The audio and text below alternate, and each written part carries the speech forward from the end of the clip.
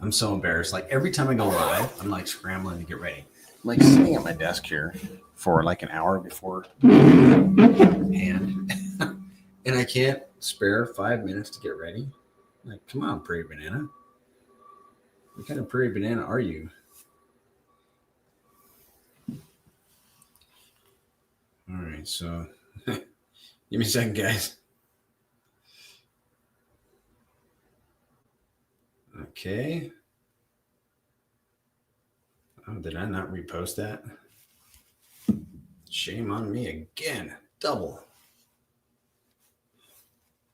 Zen's probably like, Prairie Banana, I tell you what. And for a person that likes to be on time, you know what I mean? You know. Oh, I know what to do.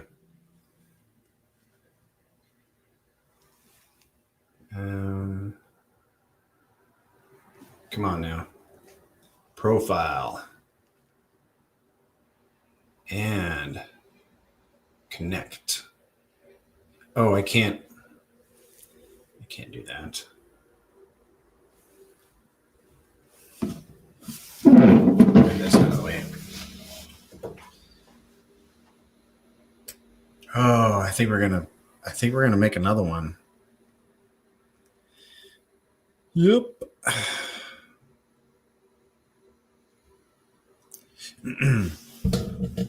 All right. I'm pretty sure he's making another.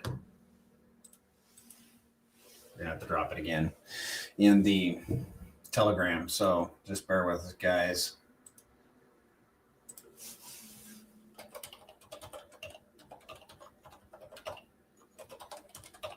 Space. You must be making another space. All right, so I am going to look for this.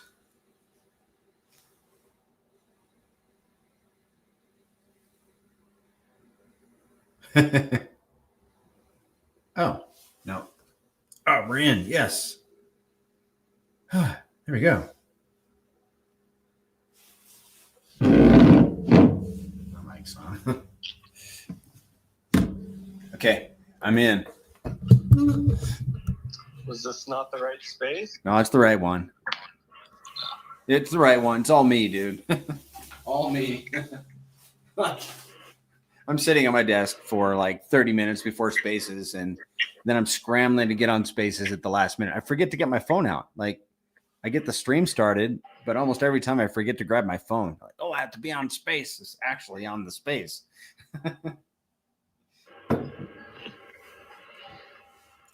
Yeah, so sometimes I have a hard time finding it because it like link down below, you know, you have to click see more.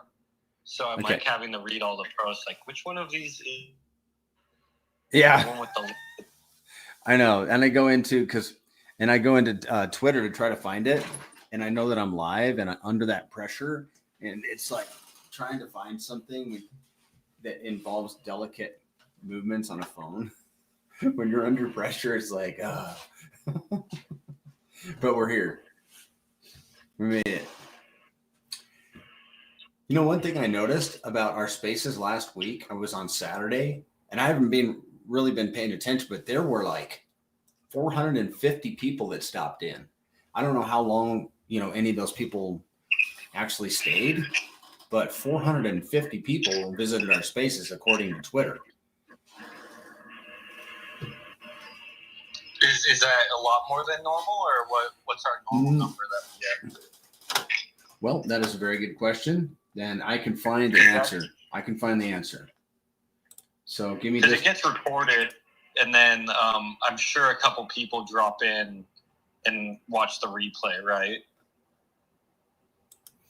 Yes, there's probably some truth to that. Yes. Which is good, right? That's why we record it, is for the people who can't listen to it live. Yeah. But yeah, I definitely, we should scroll through the account and see what the average is. You know, okay, yeah. If it was more than normal or not. So Saturday, 451. And it says 451 tuned in. And of course, I understood that as we're there, but you're probably right. They watched the recording.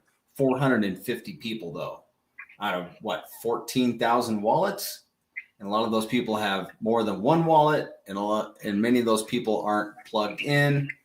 But 450 out of 14,000 wallets, I'm impressed, especially during a slow time in the market. Okay, and the spaces before that was, I just got to scroll and find it. 314, and then 714, which would have been another Saturday. I think Saturday is our highest attendance. Saturdays are definitely more active than the Monday nights. Yeah. I mean, everybody's fresh. They got their sleep, at least here in the States, had their coffee. And the one before that, which was a Monday, 340. Let's look at least one more, because this would be a Saturday. This is interesting. There's another one there that says 340, but that can't be the same. There's a 621. That'd be a Saturday, May 17th. Somebody can confirm that on the calendar. Another May 15th, 621. I think I just stated that one. Anyhow, yeah, that's a cool metric. I think we're due. If you were with me, I'd give you high fives right now, man, because I'm telling you, 400, 300, 400, 500 people showing up for our spaces that are that tuned in and plugged in when the market's not, red hot. I think that's awesome. You talk about you want to know one thing I've kind of noticed, and I think it's directly correlated, is I can actually see the markets moving up and moving down by the amount of engagement with my tweets and my follower account. Yeah. So when I have like a lot of new followers, I can actually like almost see that on the chart. And it's not only the chart of pTGC, it's like pTGC is so connected to PulseChain, right? It's an index of all of PulseChain.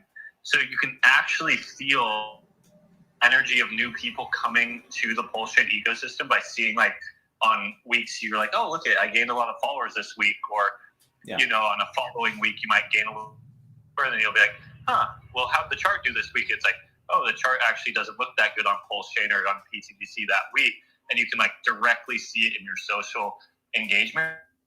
Actually see that a lot with the likes and stuff too, is when the market of PulseChain is going up, when money is actually flowing into PulseChain, you can literally see it in your likes and your engagement on your portfolio or your profile. And when it's pulling back a little bit and people are leaving and checking out a little bit, you can see it. 100%, dude. 100%. And the difficulty is, like, we're doing this video marketing. I don't want to. I mean, you don't want to blow your wad on. When the engagement is low, you kind of want to save it, to when engagement is high. But when engagement is high, that's when we are the busiest, with Telegram, all the engagement, okay, answering questions from all kind of angles. And so I think the lesson is when the market is low, when things are slow, that's when it's time to go out and get refreshed. Maybe put some systems in place to make things easier on us when things get really busy. Any kind of systems that you can automate things, make things easier on yourself when you get really busy.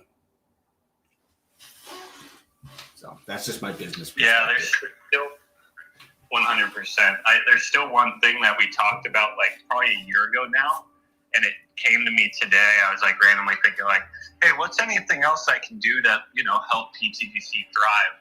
And one thing that I remembered was, a year ago we talked about it, we never got a chance to implement it, was writing down on these recorded spaces where we feel like the conversation, because for an example, it's a 2-hour spaces, right? And there's some really, really good conversations in that 2 hours, like to where you could pick apart like a 5-minute segment and you'd be like, wow, that was the highlight of the whole, of the whole spaces. And I would really like to start clipping that, right? You can listen to the whole spaces. Here's the highlight for the people who only got 5 minutes that they want to spare. Maybe that doesn't get views on our spaces, but I do think as far as like maybe throwing it on YouTube or something like that, just as a quick snip, might do. Yep. The hardest part, I think, is just noting when the conversation's good. Well, right? Yes, and that can be done, but with artificial intelligence, we have machines that can do a lot of that for us. And I know that StreamYard was offering me, like a couple months ago, it was offering me to make a bunch of segments, but I didn't look into it. I didn't learn how to do that, but I'll look into it and see if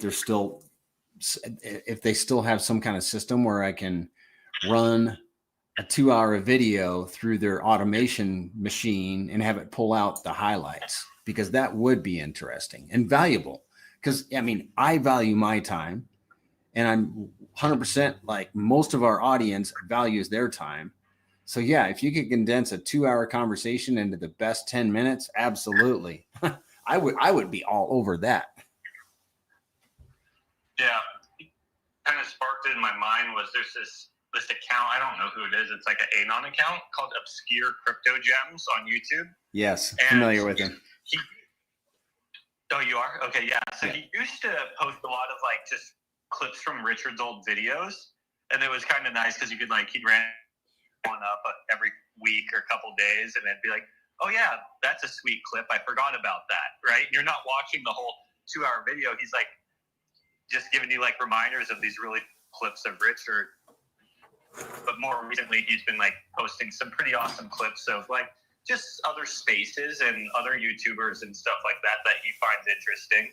And it's not that I like agree with every single thing that he's posting, but it's like some of the most stuff happening in PulseChain, so you can just sit there and listen, and you're like, ooh, I didn't have to listen to that whole 2-hour spaces. I got the most interesting spot in like 5 minutes right there. Okay. Yep. I'm so glad we had this conversation, because I'm going to look for something. There's got to be some kind of machine that I can upload my YouTube videos to, and, get the best 10 minutes or 20 minutes, whatever, and then upload it as a short to my YouTube. And we know that a lot of adoption is going to come through YouTube before they ever find us on Twitter. So I need to start. 100%. And I was kind of thinking about that too, is for YouTube, right? If we're trying to get the attention of new people coming into crypto, a 2-hour VC might not be that grabby, right? Oh, yeah. But if we had like a 5-minute clip that got their attention, that might guide them to spaces. If it they watch the trailer and they're like, oh, that actually interests me, like what they were just talking about. I'm gonna actually spend the 2 hours, but if they have to listen to the first 10 minutes, and the first 10 minutes, me and you are kind of random stuff, but it's not the juiciest part of the of the conversation. So we should give them the juicy stuff first, and then see if they want to learn more about the ecosystem. Yes. Yep. Oh man, talking my language, Zen. Marketing. I love it. So I'll get to work on some of that StreamYard stuff. One thing I was working on today is an advertisement for our community events, our 6 events per week: the voice chat, the AMA, and the spaces. I think we need to be more diligent about dropping that on our Twitter accounts, like once a week, because as new people come in, they start following the main account, for example, and they don't know that they have these opportunities to interact with the community, but they can find that if, we just post it regularly, so I'm working on just a simple ad, if you will, with the times and the times and the spaces and the AMA. Yeah, and all that sounds awesome. Yeah, that sounds awesome. I think on the last 2 AMAs that you did, maybe I missed the one on Wednesday. Maybe I only hit the 2 on Sunday. but I've been trying to remember to post that you're doing it, or if any new followers pick up, I can remind them like, oh, Banana's live right now. Like, if you're trying to learn the basics, like, he'll answer any question live you want right now, which is super awesome for new people. Right now, you know, this is the honest truth, is PulseChain's been going down for 2 years. What's that mean? That means money's been leaving PulseChain for 2 years on average. Yep. Usually means there's more money leaving PulseChain than coming in. You could almost break that down to people have been leaving PulseChain for 2 years now. But when it flips, when actually people start coming in, and not just for a short period of time, but like we actually turn this trend from a downwards to an upwards, well, what's that mean in the most basic term? That in a trend, we'll have more people coming into PulseChain than leaving, right? And these more people coming in, obviously, want a great place to learn, because a lot of them, like if you even go to the most advanced people in other ecosystems, they'll have no idea what we're even talking about with these liquidity webs and so on and so forth. Yep. We're talking to that one guy on the Spaces on Sunday who's a veteran in this space, and a lot of the stuff we were talking about was going completely over his head. We had to rewind a little bit and like re-break it down and explain a lot of the things that we find very basic. Was actually very complex, and it's funny how advanced the Hex community is, the PulseChain community are, due to the founder of this blockchain and founder of Hex being so advanced. It was like we're kind of like a step above as far as like our DeFi knowledge. Kind of need to remember the people who get onboarded into PulseChain in the future from green candles or opportunity, right? Or a lot of reasons, just natural onboards. We're going to have to kind of slow it down for them most likely. And I definitely think your AMAs, hopefully my VCs in the Telegram, are a super great place to help them from the basic questions to the more difficult ones too. You can literally just shoot it in the comments like, I have a question on this, and this. And that's how I hope they start to go, right? Like I'm hoping with my VCs, like I have people who have a paper filled with 10 questions, and we need to go through each one. Like, okay, let's answer this one. Let's answer that one. Let's answer this one. And then who's next, right? Like, let's create a line of people and get their questions answered, get them educated. Because once they're educated, they can now go and educate others, right? And like, I think a lot of people on PulseChain have definitely stopped onboarding. You know, PulseChain's been going down for 2 years, right? It's kind of hard to keep feeling the energy of like, hey, I'm going to keep onboarding. If the thing that, for an example, if you onboarded someone into Hex or PulseChain 4 years ago for the sacrifice, like most likely they're not super stoked with you unless they turn into like a diehard believer, right? Like that's an understatement. Yeah, they're not super stoked with you. That's so true.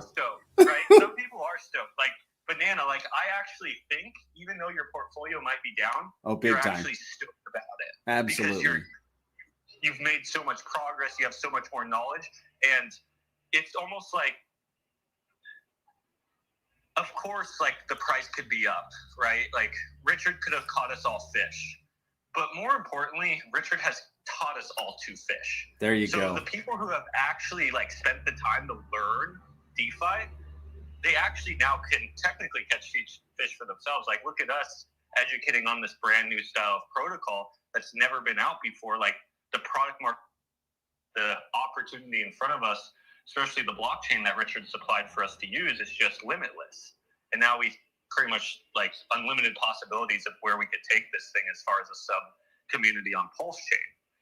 So, unique person like Banana, probably stoked he got onboarded 4 years ago. Now he's had 4 years ago to really set himself up for his future, to where if he got in now, he's like, gosh, I don't even have enough time to learn all this stuff. You go. True.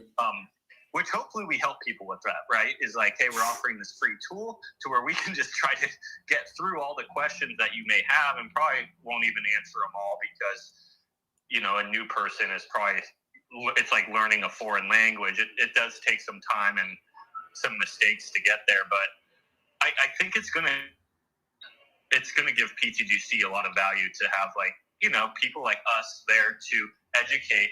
And when we educate, hopefully we're creating more people like us. And like, let's say I onboard 10 people, you onboard 10 people. Well, what about those people that we onboard? Well, what if they go and educate 10 people each? And then that's where the real effect of adoption starts coming into play, where people actually start enjoying the product that they're in. And if it keeps, it's been designed to do, and it keeps performing decently well, the onboarding continues. I always kind of rewind myself back to Hex. And what if the chart definitely took a correction, but what if it started moving back up in the right direction when the energy was so hot still, right? When everyone still had a really good feeling about the product and their emotions were high, but their energy was high. Like, the amount of holders of Hex could have been massive. I think right now people are having a difficult time onboarding because we don't have every tool that we're looking for. I do think we have like the best products out there, but a chart that's a little bit better would help the onboarding process a ton. Yeah.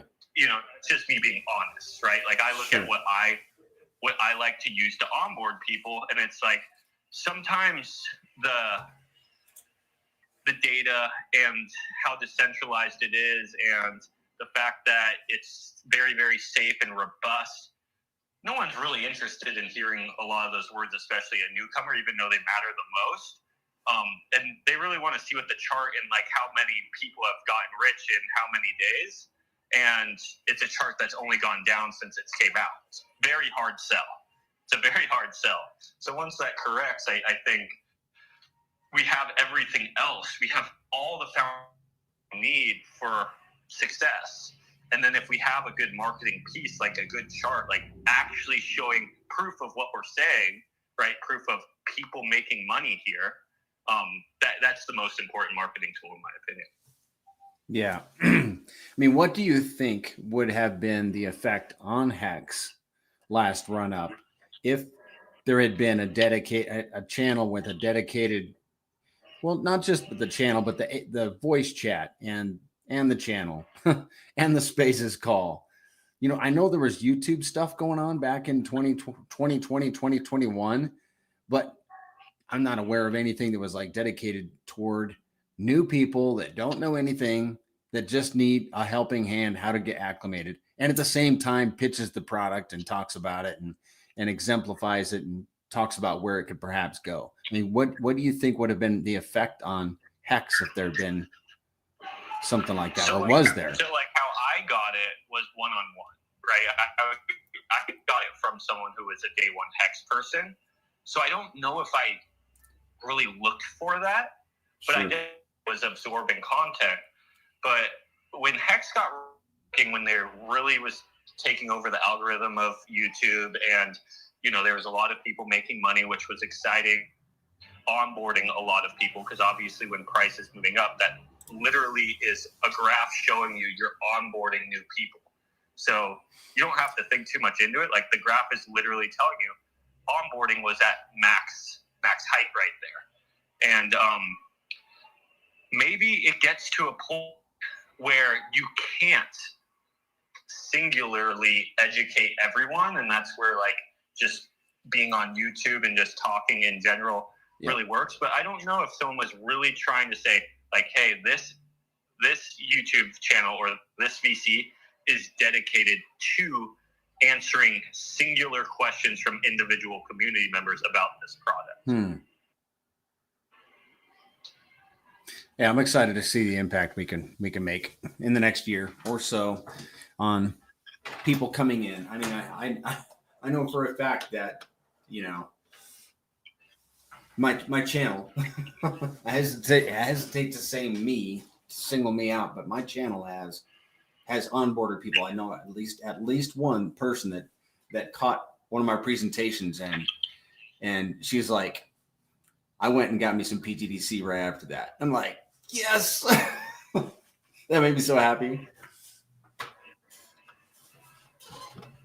Yeah, definitely. And that's with, again, a situation where you can see it on the chart where there's literally into PulseChain.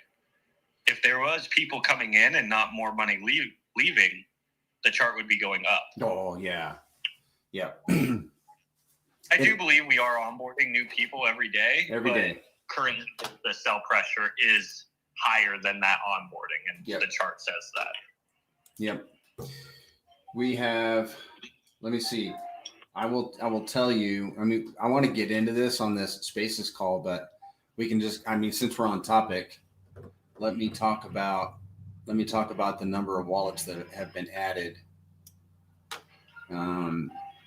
In May, we added, hey man, it's down. It's like the lowest on record, but we're still adding 10 wallets on average per day. 10 wallets. I'll take it, dude. Sure, I love the 48 wallets we were adding every day in February.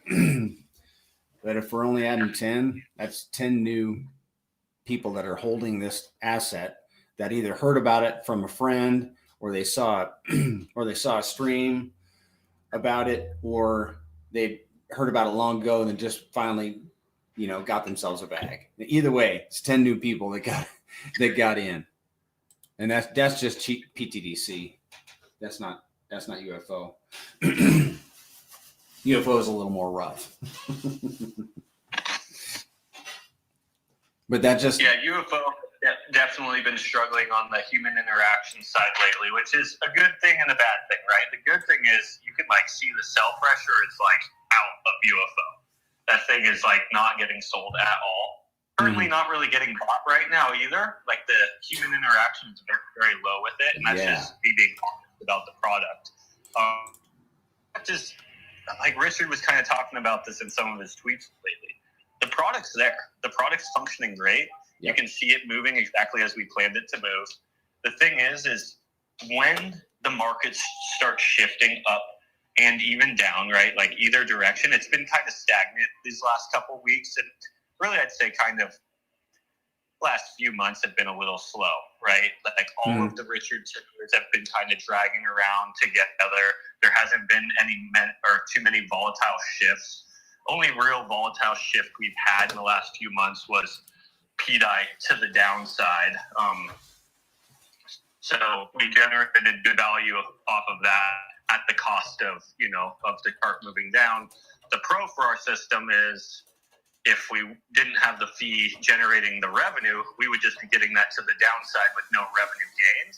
So at least we did get revenue gained off of it. But best case scenario, which really reminds users of what the product is and what we saw in the past, was when PulseChain started drastically moving up, and when we started seeing the webs creating more value due to shifts in PulseChain, that's what really started onboarding people to UFO, because it reminded them, oh, look at how stout this product is when the market starts working with us instead of against us. And then it just onboarded people to itself. No guarantee that's going to happen again, but I do think the product's running great. It's running, in a way that is trustless. And when the market starts working with it instead of against it, I could see everyone being reminded of what that product is in the near future if the market does. Yep. Indeed.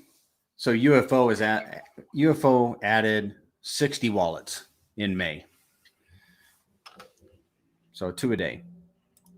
Yeah, UFO has been really slow. I think it's very highly undervalued.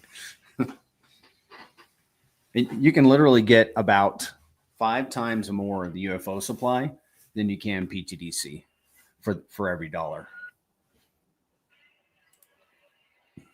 I mean, if you want, we can review some of the monthly data because I got that together. Yeah, sure. Okay. It's probably definitely a little bit lower than normal just because all the metrics have been a little bit lower due to PulseChain being down and volume being a little bit down, especially due to, like we were talking about earlier, the human interaction on chain has been very, very low. Yeah. Okay. Really, volume on chain has been at all-time lows, besides the fact that there's just one token on the chain that's make volume for the chain. But if you remove that one asset that's generating that volume, the volume of the chain is pretty much at all-time lows. That makes me excited, man. I don't. That might sound crazy and weird, but that I was thinking about it like 30 minutes ago. I was like, PulseChain is, everything is quiet right now. The telegrams, because I'm not in just one telegram. Everything's just like, it's like it goes down, and it just makes me excited because this is one of our reference points. We've kind of been here before in the past, and we can look back on those times and the times that we've ran up, and they're just reference points. It's just part of the cycle, man. We're gonna be slow, and there's gonna be times when it's gonna be crazy. Yeah, definitely have been in slow periods before with pTGC. When PulseChain goes down, when the markets go down, in basic, that means money's leaving the markets, right? Users are leaving the markets. When the market back up, that means money's flowing into the markets. That means users are flowing into the markets. We obviously hope and believe portions of the money flowing into the markets flow into ETH and then flow, downstream into PulseChain, and then more people end up in PulseChain. They're looking for sustainable projects on PulseChain with strong communities, good utility, etc. And a portion of that value, obviously, in the past has landed on us. I think our ecosystem, our community has treated that value well, better than most. And when that value lands in our ecosystem, the value instantly gets put to work in our liquidity web utility. So as the market shifts up and down, market makers trade that value. We buy and burn our supply and pay APY based off of the market movements. But if there's no one coming into the market, it's very minimal. But that doesn't mean it's not functioning anymore. It doesn't mean it's not paying out. It doesn't mean it's not buying and burning. It's just doing it at a slower rate. And as soon as the markets pick back up, this reminds people of what the product is, and the sale on the product seems to leave very, very quickly. Yep, that's for sure. Okay, so let's review some of the stats. And for the viewers on YouTube, you can just watch along, and I will try to narrate. All right. So the Ethereum average volume in May was $2 million. It was $1.3 million in April.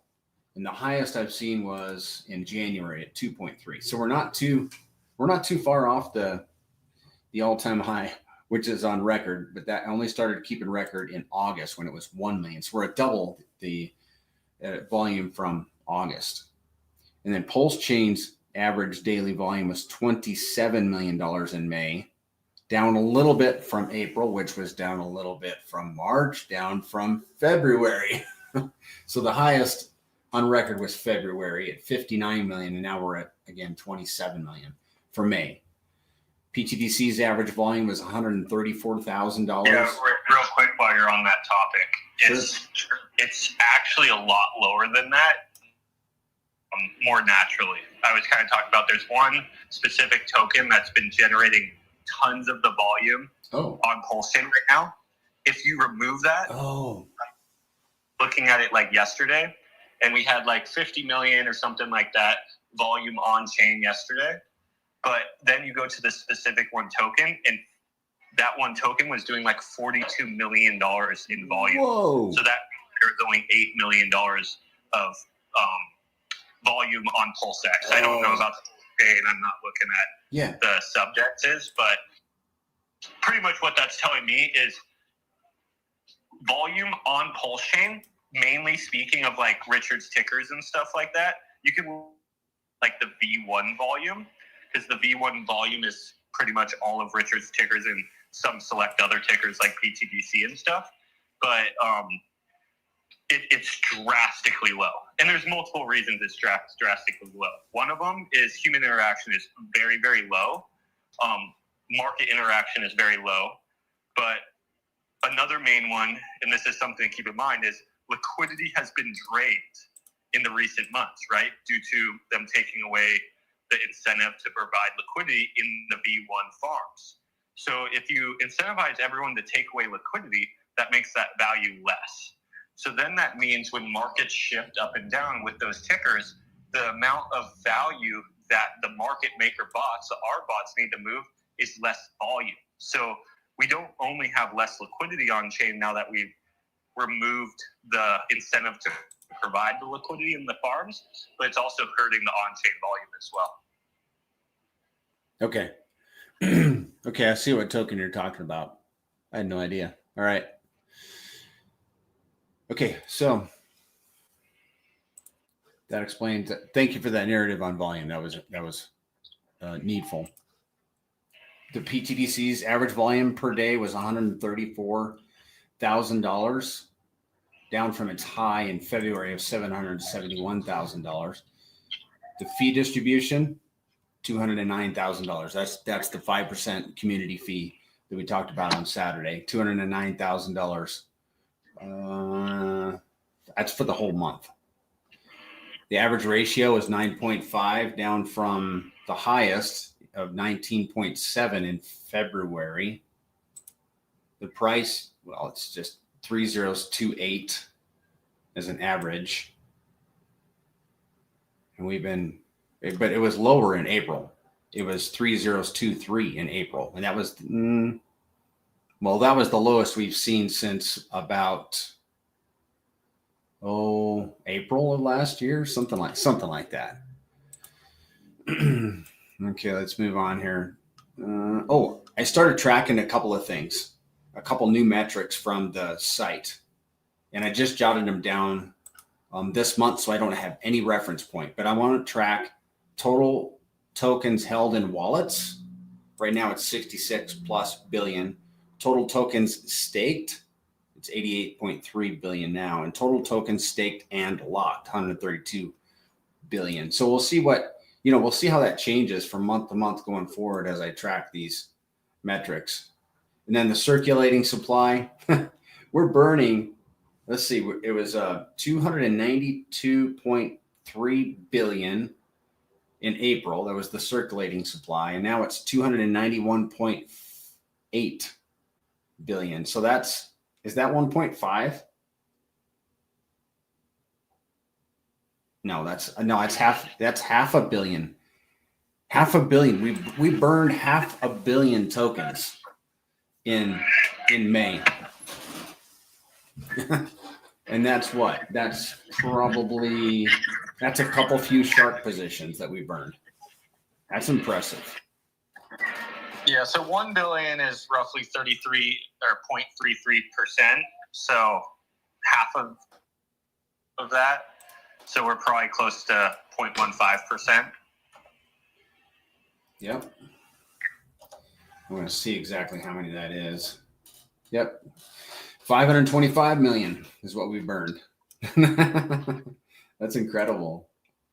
So that's a beautiful thing. The cost for a dolphin position and this is another new metric I'm tracking. In April, it was $6,900. In May, it was $11,700. Hopefully it goes up in June. And then you guys on YouTube can see the average holding yield per day per 1 million tokens. It was 19. And then the staking yield was 29. So there's a metric for if you're trying to decide whether or not to stake. Holders earned 19, stakers earned 29 per day per 1 million.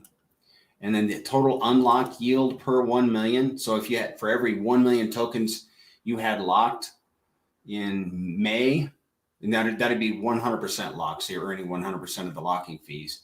Then you would have earned 418. Oh, there's another good metric.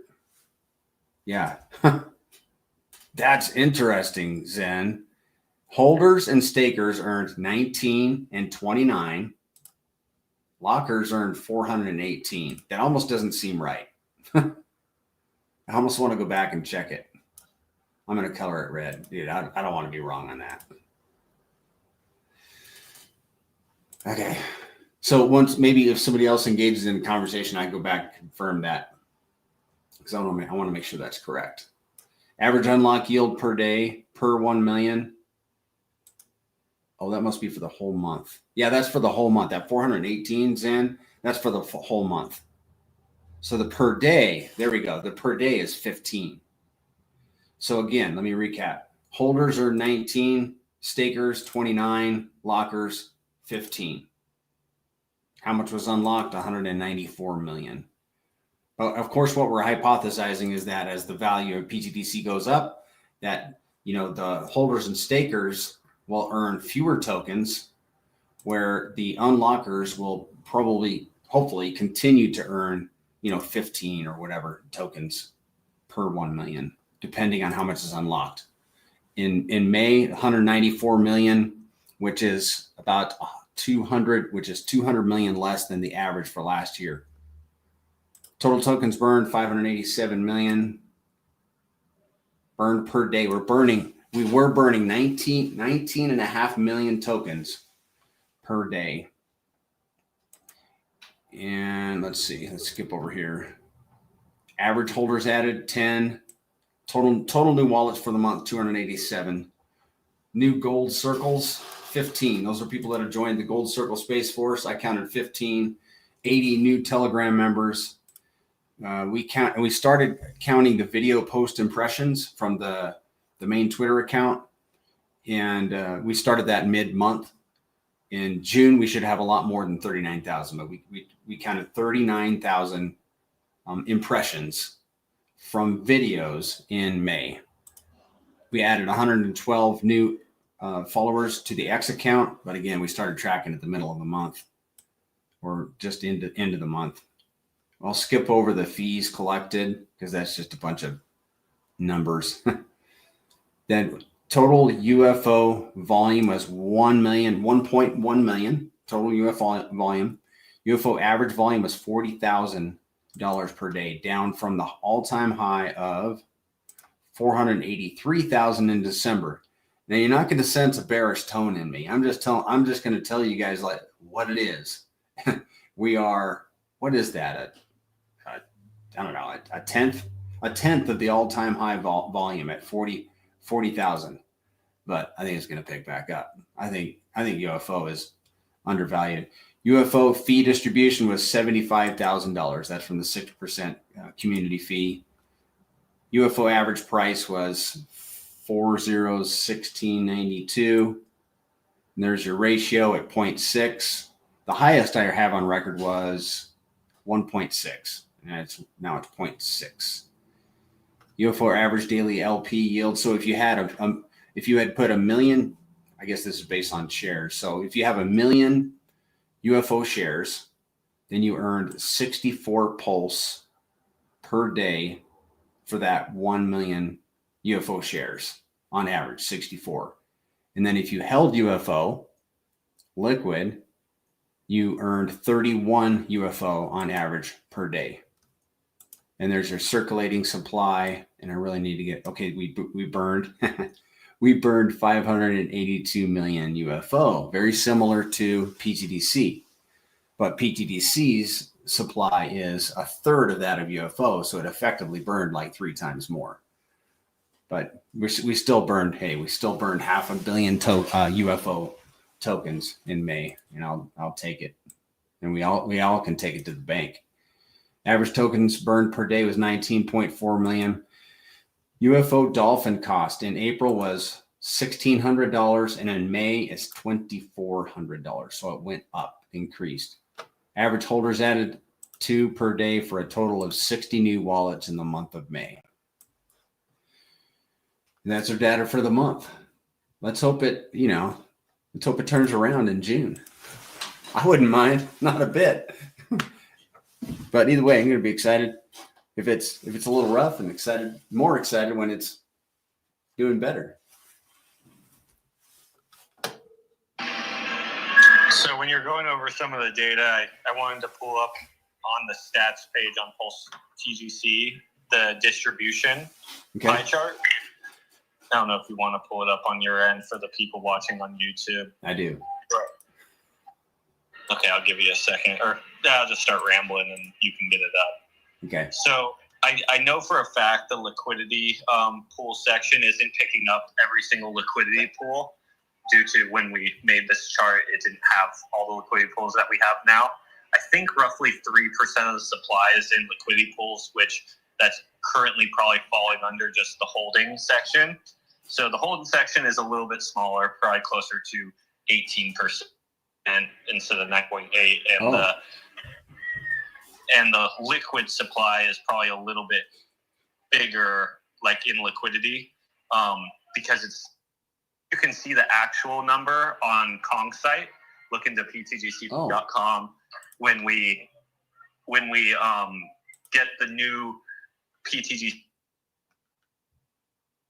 as well. We're going to make sure this data is populating correctly. Okay, but good. Going back, it's pretty close for most people. What I wanted to bring up is looking at the supply and where it's being held. What I've been noticing over the last few months is there has been supply distribution going on. So some of people have been taking profits, if it's early people or if it's people who got in just for a quick flip and gotten out, short-term mindset people, whatever it is. But what I've noticed is the locking and the locked percentage has been growing.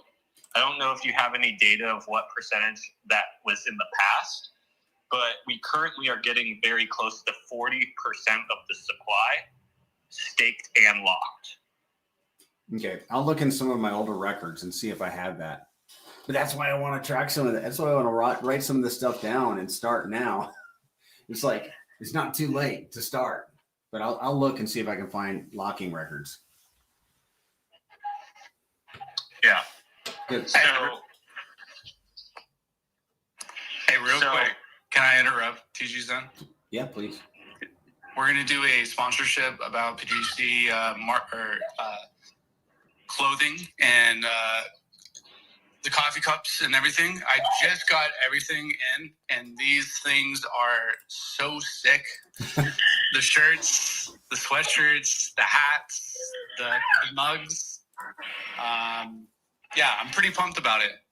I got a little bit more than I needed, but at the end of the day, maybe I just Monday, Tuesday, Wednesday, Thursday repping PGC. So it's pretty sick, guys. Commercial break is done. Yeah.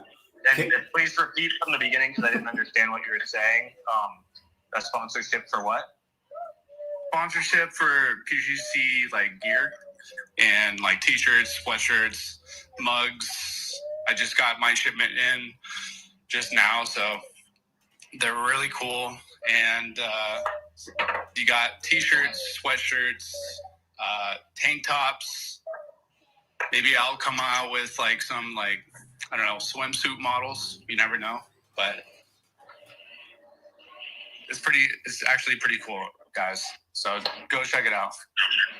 Where can we check it out? I just don't understand what's being sponsored, or Nothing's you just saying the thing? No, I'm just saying. I was just like joking around, like I'm just a commercial break about PGC like merchandise. PGC gear from a store, and you're going to be repping it. Well, like you can go to the website of PGC's website, or you can go to the website of like the manufacturer. So I see. You know, it's Coach X like talking right now, right? Yes. That's, so we understand why we're confused. Am I showing up as a listener or? Yeah, you're a listener. You should be a speaker though. It's a speaker. I just thought he was saying he was going to sponsor something with gear. Me too. But then he was just talking about all the gear he had. I was giving gear. What's going on here? Sorry, I was like trying to do like it was like a commercial break of what you guys were speaking about. So I don't know. I was trying to funnily interrupt the conversation. It was fun. Did you get that from the PulseChain store, or did you get that from the PTGC website one? No, I got that at the PulseChain store. But realistically, I was hoping this would come about 2.5 weeks ago, to be honestly clear, before the Bitcoin conference.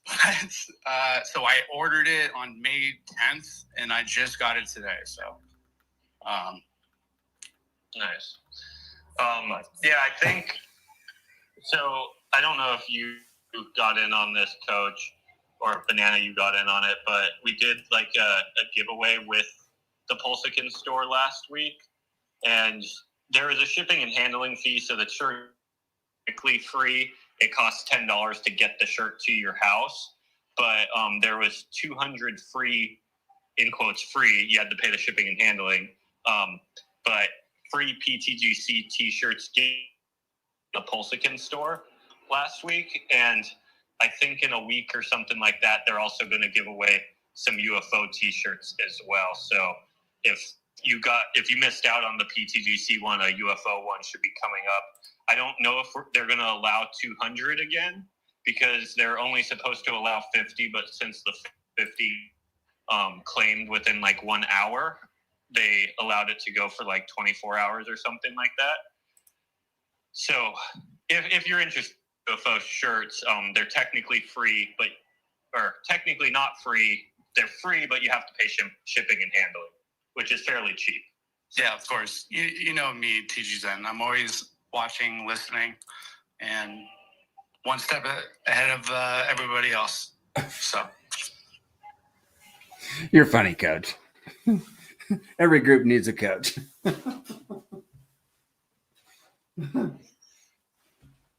No, thanks for dropping in and sharing that.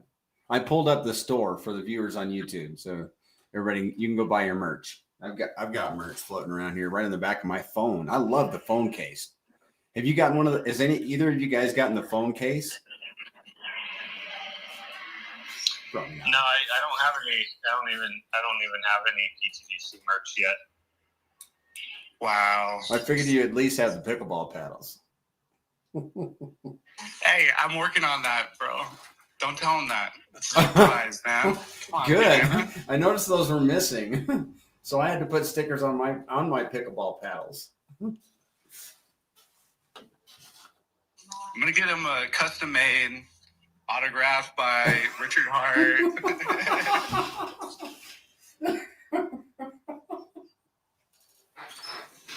Yeah, I want to see that.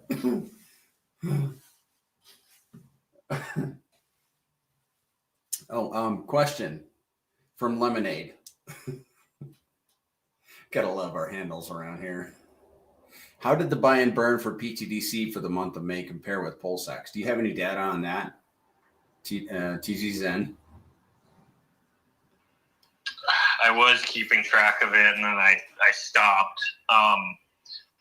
I had the data for the first month, or for the first half of the month, until I just got out of the rhythm of keeping track of it. But dollar value wise, we were burning a little bit less than PulseX, but percentage of supply wise, I think we were burning twice as much than PulseX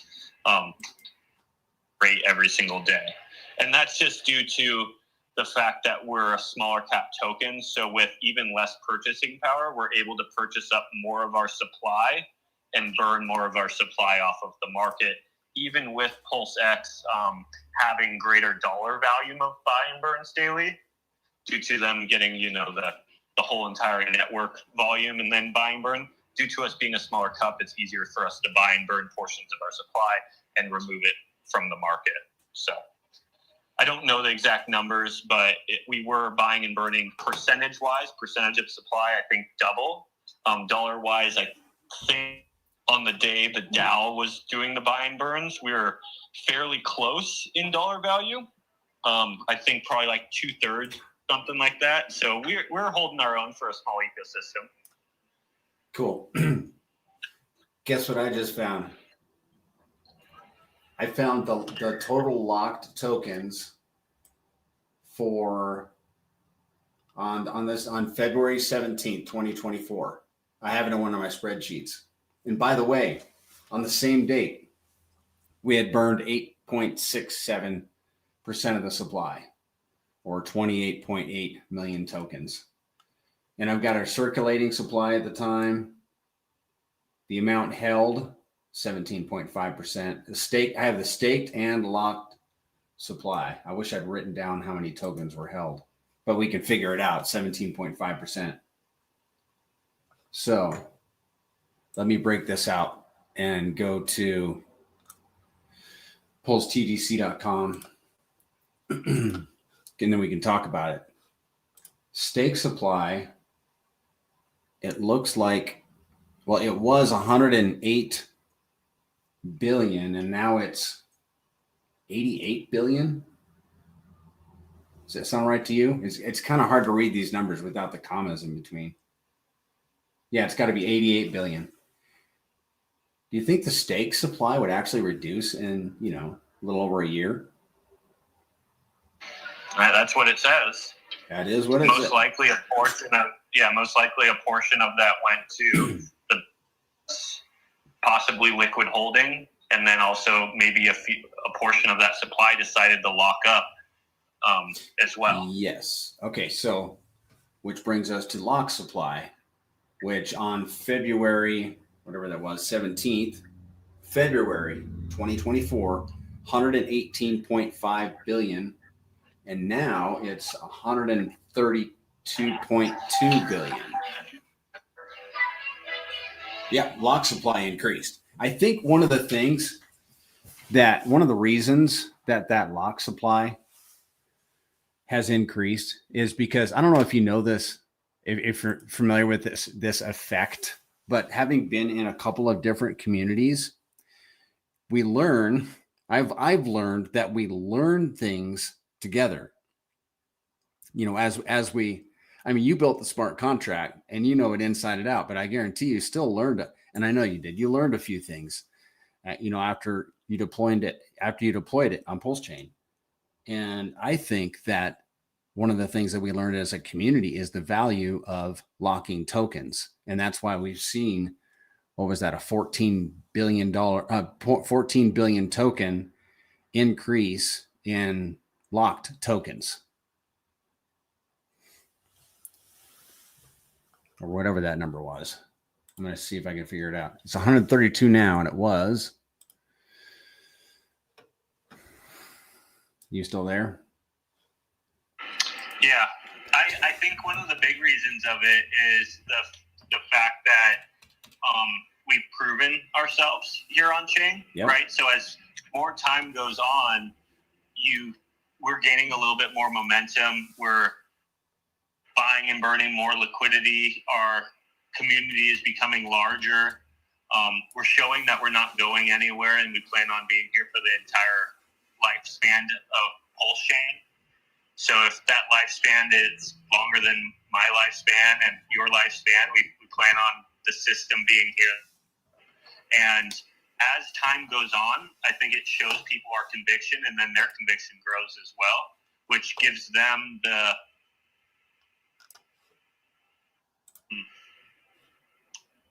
security, the sense of security to feel like they can actually lock up their tokens, long term. Right? It's hard at the beginning of the system because a lot of systems do fail on chain. 99% of products do fail. And sometimes decent products, they just don't get the demand that they need and the attention that they need. So it's a little bit riskier in the early days. Obviously, with that risk came reward. Anyone locking was earning massive rewards in the early days when people were unlocking and stuff like that. But now that we've been around longer and we've proven ourselves and we've shown mathematically how, if PulseChain is successful, and even with chain being successful, we do have a lot of success in our future, and the future looks bright, which is giving people a little bit more reason to believe in locking up long term. And I think that's the easiest indicator of that is you can actually see the lockers are increasing. Expand that you gave. Interesting, though, that the amount of tokens held in people's wallets increased by about 2.3%, since that same time. So lockers increased, and liquid tokens also increased. Yeah, people are probably being one side or the other, right? They're not landing just on the staking as much as they used to. Maybe the people who do see the longevity of the system are just going deep into at least doing the 90-day lock. And then the people who are like, hey, the staking and the locking just isn't for me. I might be here long, but maybe I won't. But I'm not willing to go these extra steps. Maybe it's divided there to where, like you were saying, in the early days of pTGCs, a lot of people were just staking. They didn't want to lock, and even short-term people were just staking, and they're like around for, you'd see people buy and then a week later sell, and they staked in that time period, and they actually kind of took a loss on that 1% to end the stake. But they're still willing to just do the stake to where maybe a lot of people are not landing in that camp like they used to. And you do see like things evolve over time, right? And that's a good example that you gave is like pTGC is evolving, right? Like you can see that the people who do plan on being in pTGC long term look like they're just staking and locking, at least with a portion of their portfolio. And they want to see where this thing goes long term, short term. And then it does definitely, there's probably that percentage that do care about the short term. And they're like, hey, I'm just trying to make gains this cycle and I'm getting out of crypto. This has not been a fun experience. Yeah. You know, there's that camp. And we have to say, you know, nice thing about this product is it fits both camps, right? It fits being people, players, short-term flippers. Even short-term flippers, this has been a great place for them to short-term flip. If you've bought in the dips on pTGC and sold the tops when PulseChain has ran up 5x, you've ran up 45x in this product. So even for short-term people, this product's been for long-term people, I would say this product's been even more amazing. So it's kind of just been an awesome product. Either way you look at it. Yep. And I think it's about to get awesomer once PulseChain turns around. Well, was there any news that came across your radar today? Nothing today. I thought Richard's tweet storm yesterday morning was pretty interesting. If you want to run into that real quick. Yeah. Let's do it. I just got to pull it up. I sure am glad to have you to fill me in on Richard's tweets. I won't tell you why. I don't want to get into it. Nothing bad. Are you blocked, Banana? Did he block you? Yeah. Richard blocked me. He unfollowed me. The nerve. Okay, he talks about the Richard Hart workout. Did you want to go over that? No, I don't care to go over the Richard Hart workout. That is not the tweet I was talking about. I didn't figure so, but I haven't read this yet. So I see a patriotic gentleman juggling and doing pull-ups, and it's just, you can't help but laugh. Richard, he's such a character, man. Okay. I loved that one with, I got to show my screen, with Jeff Bezos that he popped up yesterday, which you reposted, and that's how I came across it. I even sent it to my wife. I says, this is what I've been talking about. And she got it. I mean, she understood it. So Jeff Bezos, if you guys haven't watched this video, he's being interviewed by someone and explaining how at the time Amazon, its stock had gone from $113 down to $6. But at that time when his stock was at $6, all the metrics were through the roof. Everything was just lined up perfect. But I don't think he was dismayed in that video. He was just explaining it. And I think perhaps they had recovered from that $6 dip too. What's your what do you interpret out of that one? Go to the comment that Richard did right underneath it. I think it shows the Amazon chart, and I assume that mass is what he's talking about, and then it's just pretty much up and to the right from there. Oh yeah, okay. Well, let me read the tweet too. Amazon went from $113 to $6, then it went up and never looked back down there. PulseChain is better than Bitcoin with more features, more opportunity, better security, lower fees, higher throughput. PulseX is better, and he goes on. Hex is amazing too with 5 years of flawless operation. What we have now is far better than it needs to be. And the only thing missing is for people to know about it. If you've been in Bitcoin, Ethereum, or lots of cryptocurrencies long enough, you've seen similar price moves and still gone on to see new all-time high prices. Changing the world with computer science breakthrough level technology takes a little while. Hang in there. So he's encouraging us. That was good. I needed to see that. I didn't read that yesterday. He told everyone to hang in there. And then he posts the chart, the Amazon chart. He says, I don't know why Jeff's numbers don't match the chart, but the chart, lol, looks pretty okay. Huh. Yeah.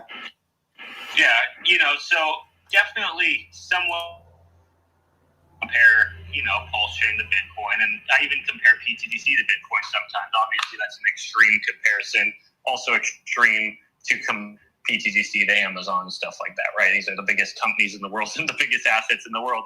But I do think it's fair to point out similarities in the asset, right?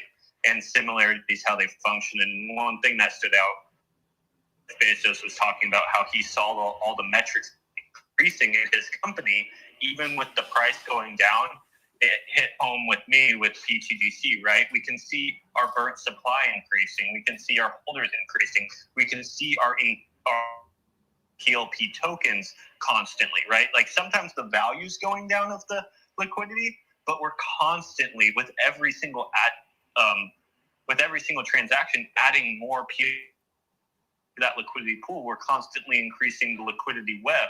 We're constantly seeing the value generation increase.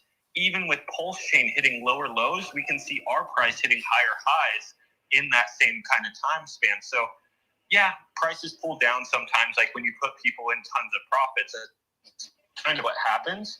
But a redistribution is going on, right? Getting new users in at these new levels is needed, and it creates a new strong foundation for the move up in the future. And, if Richard's tickers start helping us a little bit instead of working against us, if the market starts really helping us on the Ethereum side, I do believe that we are following a very similar path to what Jeff is describing in that video.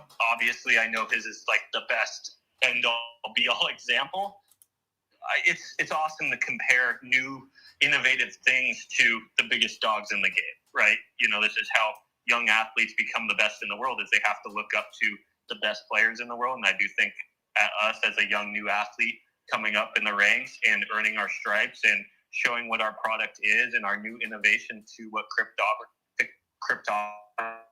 and I believe in the product, it's nice to look up to some of the best products that exist out there. Richards, Jeff Bezos, they all have charts. You can look up to those beautiful charts because they're pretty much up and to the right, and that's what we hope to strive for. Yeah. One of the key things I got out of the spaces on Saturday was Mando bringing up the ETH BTC ratio, and I've been really digging on that. And I'm looking at it right now on the daily, and it looks like it bottomed out on April 7th, and it's been pretty much up and to the right since. I mean, we just went into our fourth day of green. We closed our third day of green daily candles. So it seems like, at least since the 7th of April, the market has turned to, to where Ethereum is moving up against Bitcoin. And we know what that means for the rest of the cycle. But I honestly, I want Bitcoin to do greater than 112,000. Do you think Bitcoin's done?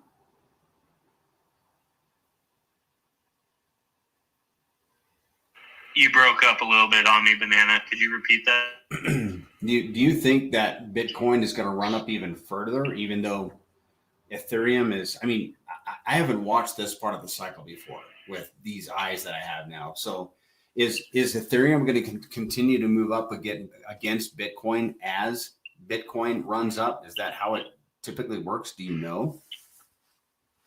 That's how it usually works in the past. Is you'll still get like Bitcoin moving up as well. If it's a real bull market, you'll just see Ethereum moving up in greater percentages daily.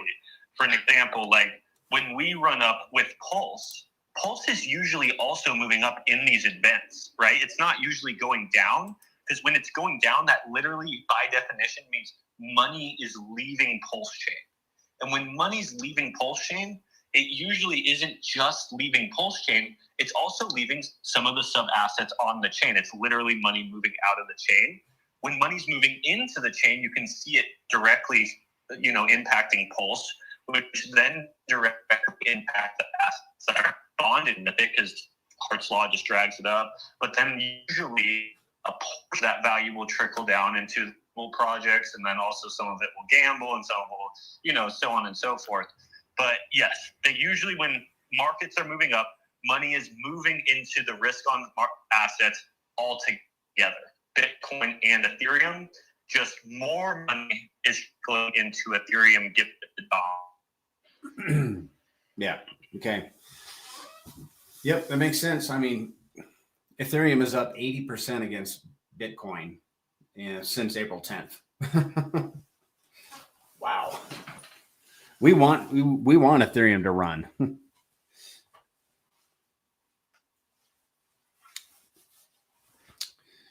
Yeah. Does anybody want to come up and talk? Does anybody care to? This doesn't just need to be Zen and I chatting. Yeah, anyone listening, if anyone wants to add to the conversation, feel free to raise your hand and we'll bring you up. You can just add to the conversation about PulseChain in general, or if you have UFO questions, more than happy to answer those for you. That's what these VCs are mainly held for, is for people to get their questions answered live, if they have any, or whatnot. So feel free to raise your hand and come up if you have any questions or converse you want to go over. Yep. Same on YouTube, guys. If you want to drop any questions on, in the chat, please do. We'll get them asked. Or if there's a topic you want us to talk about, we can do that. Hey, can you guys hear me? I can hear you. Yeah, we hear you. Hey, guys. I don't have too much time, but I did want to just give a comment.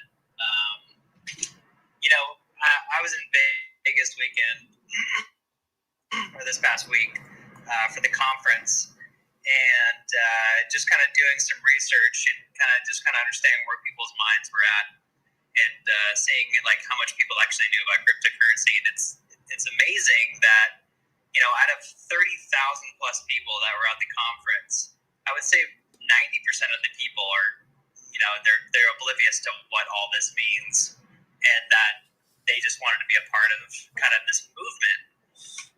And it was a little scary because, the event, in my opinion, was just a bunch of hype, and kind of almost kind of felt like a little bit of a Ponzi scheme, because there's a bunch of people there that don't really know anything about cryptocurrency or blockchain technology, but they're being sold this idea, and they're being hyped about Bitcoin, and it's the future, and it's not too late and whatnot.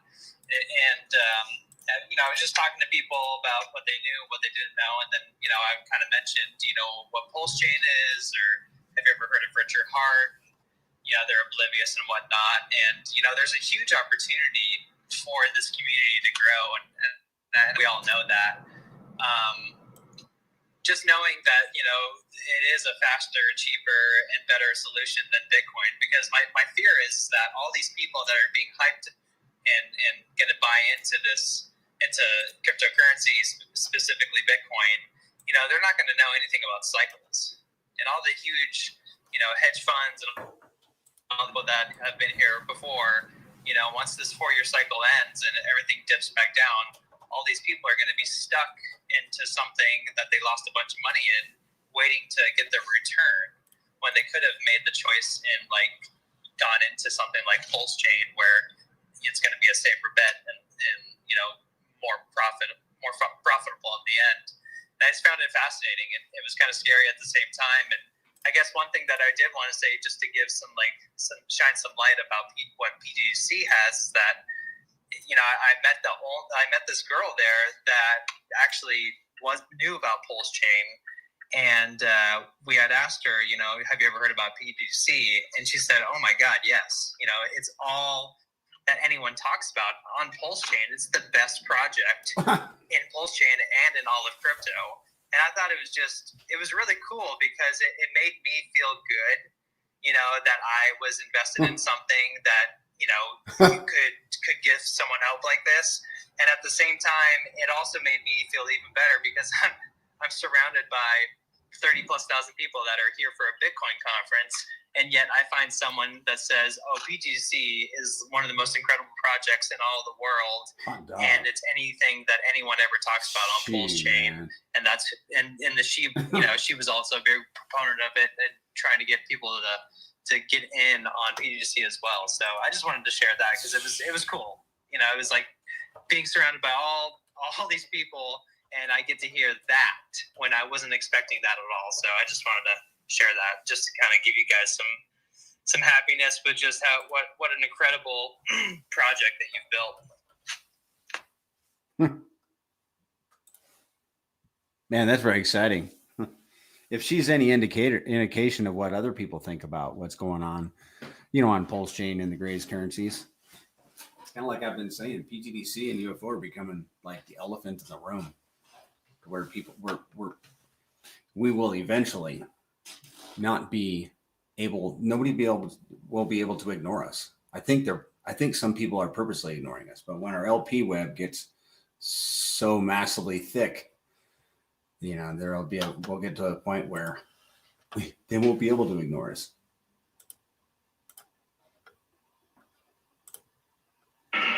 Yeah, thanks for coming up, Kelly, producer, and just sharing that story. And super glad that you got to go to Vegas and represent pTGC there as well.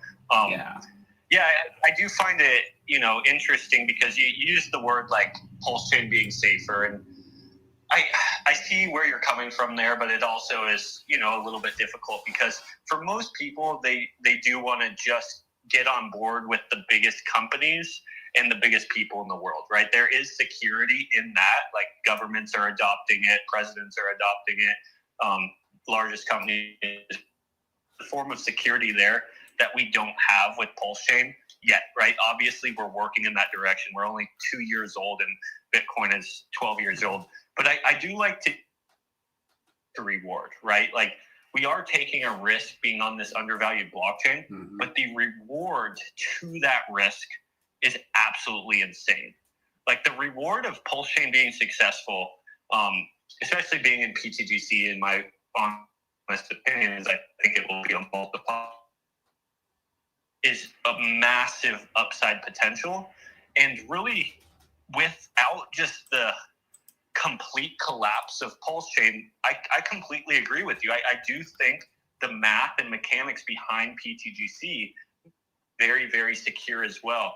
Knowing that the value within the protocol is actually constantly generating money or value for the system, and it's not getting generated and then extracted instantly. A lot of that value is staying within the system. If it's LP ads, buy and burn from holders, incentivizing the holders to actually remain in the system. Like it all kind of just flows back into itself. Obviously, people could take their APY and leave, but then they're gone, right? They're not just mining more pTGC and selling it, but they still have their miners, right? Once they go, they kind of go, and now those are sitting in a future purpose or purchase. So I completely get where you're coming from as far as like it almost does feel safer to me. Because I understand the math behind it, and I understand the fact that no one even knows it exists. So you're comparing a product that is a great store of value asset, an asset that's done so many X's, but that's also taken away a lot of the reward. Everyone in the world knows. And what's unique about being here on PulseChain, which gives crazy upside potential, is the fact that no one knows about it. And the math and the foundation behind it and the idea, mathematically, for me, I believe it's going to work. We have a gas token on this chain that's currently deflationary, which is insane. I don't even know of another blockchain which gas token is deflationary. And then the other top assets on the chain, like PulseX deflationary, pTGC deflationary, like mathematically and just basic economics, we know what works. We know what gives things value. And there isn't really a real product out what that can do over the long term. But if you look at similar products that have scarce supplies like Bitcoin and stuff, gold, it's equal massive price appreciation over time.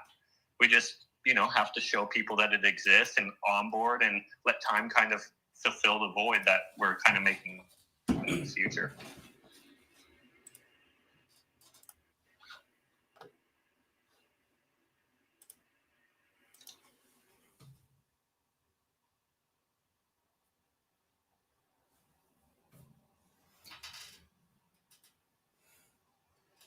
Does anybody else want to come up and chat? Ask a question, make a comment? Is there any topics you want us to talk about?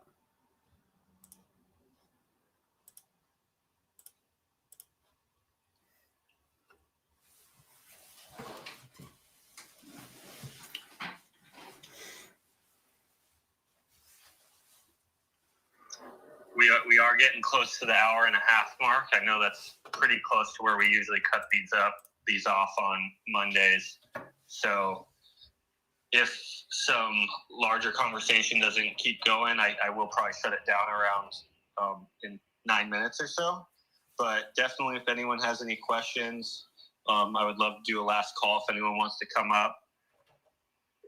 Any conversations you want us to kind of go over, I'm happy to do that right now. Good space. I think we've had some pretty awesome conversations, guys. And Banana, I don't think we fully got to talk through the 2 tweets I wanted to on Richard's Twitter. If you wanted to keep going on that, and then we'll kind of close it down. Okay. Yep, we can do that. Do you want me to read the one about he had broken down cars in elementary school pictures? That one? I kind of wanted to tap into the last sentence on that okay. previous tweet. Yeah. Okay. I heard you noticed it, and it really stood out to me too. Okay, just a second. Let me get my eyes on here. This is, by the way, why none of the tokens I talk about has my name. It's superior tactically and always has been. It's why the vast majority of S&P 500 companies aren't a person's name. That is so true, man. You got to be very careful in picking names. Too long to read. I'd rather the things I care about do well than I do well. Oh, yeah, I love that. Selflessness. Did I read enough of it? No, that was it. That last too long didn't read. Yeah, man. I love a person that's not in it for themselves, And I think that what's hard about that last sentence, and this is just me, is there's a lot of trust in that sentence, right? Like we've put a lot of trust into Richard being here on PulseChain. We believe that he is a giving person and do what's best for this blockchain, right? But one thing I kind of wanted to bring up is what we have to remember as a community is he's already given us more than any other blockchain has given in a stance of foundation in mathematics to make the blockchain go. Definitely, some of that money can flow back in, that sacrifice, which would be amazing for charts. But let's pretend that's out of the question right now. And I know no one wants to hear it's out of the question, but just for simplicity purposes. Yeah. Let's take that out of the question. Let's say it was never there. Let's say he just built this just to build it. Foundationally, we are set up very, very well. The token or the last token of the blockchain is deflationary as of right now. Like that's a very, very good setup, right? As long as the pump tire things keeps cranking, it will remain deflationary. If it remains deflationary, it's less inflationary than a lot of the blockchains out there. It's actually very robust, right? A lot of the features we're looking for a blockchain in are here on PulseChain, and that is something I think we should all be very, very thankful for. And it does make me about being here on PulseChain is the fact that the foundation is so strong. But there is a question that I've kind of asked myself, and it's an honest question, right? And that I want kind of everyone else, and I want to hear your answer too, Banana. I feel like a lot of people are in Richard's tickers because they think that money's coming over. They're hoping that money comes over. I was kind of even asking my question.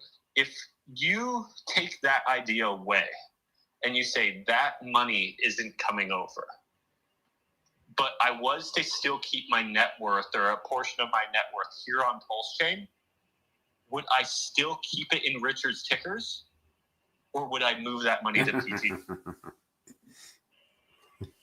Or would you move that money to think about it pTGC? like that, Is that your question? yeah. Yes. Like, honestly, like, think about that. Like, I already did this, but I'm like more thinking for like a general public thing. If there was not a chance, like there was no money that existed, because most likely, let's be honest, Richard's not taking that money, bridging it over to PulseChain and buying pTGC with it. He's going to buy his own tickers, right? And I feel like that's why a large majority of people are in his tickers, is because they're waiting for him to pump their bags. Is that for them just to see their net worth grow? Is that for them to DCA out, take profits, etc.? But let's pretend that's out of the question. And they just said, hey, no money's coming over. You do need to stay. Obviously, this is like a fake scenario, but Sure. you are. Are you still going to keep that much value in Richard's tickers, or are you going to move it to a sub-alternate product on the blockchain if that money's not coming over? The answer started to become more clear for by bringing it up. But the funny thing about it is it's the same answer, even if he does bring the value. Because if he does bring the value, if he pushes his tickers up 10x, it automatically pushes pTGC up 10x. It did the exact same thing. But if he doesn't move the value over, you're in the same boat. It just didn't move. And it didn't move pTGC's tickers up at all. But for some reason, when you take the idea of him moving the value in away, for me, the answer came more clear. And I was kind of more wondering if you had the same idea, because obviously I'm way too biased to make those kind of decisions. I move my value over right off the bat. But I kind of wanted to hear your thoughts on that, like, way of thinking about it. Okay. I'll tell you exactly how I feel about it right now. And it's how I set up my bags at the end of December. I did a little house cleaning on my wallets. I left moon bags of all those other tickers. I went to the chart. I went to this chart right here.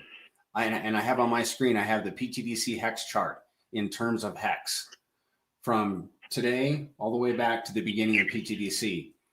It's up and to the right. So you can guess what I did. Yeah, I left moon bags, and I would do the same thing today. And why? Because I don't expect Richard to bring that money over to PulseChain. I'll be happy if he does.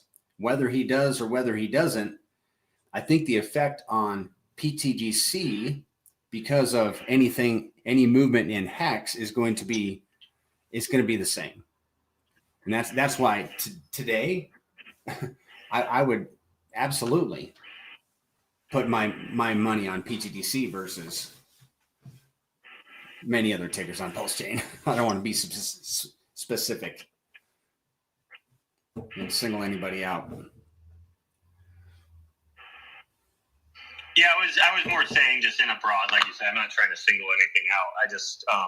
I was just kind of thinking about that whole idea. Is I feel like a lot of people are waiting for that event to happen, but if the event happens or if the event doesn't happen, it still kind of equals the same net outcome for pTGC. It's either a multiplier to pTGC or not, but if it's a not thing, you're in the same boat in any of RH's tickers, right? The money never came.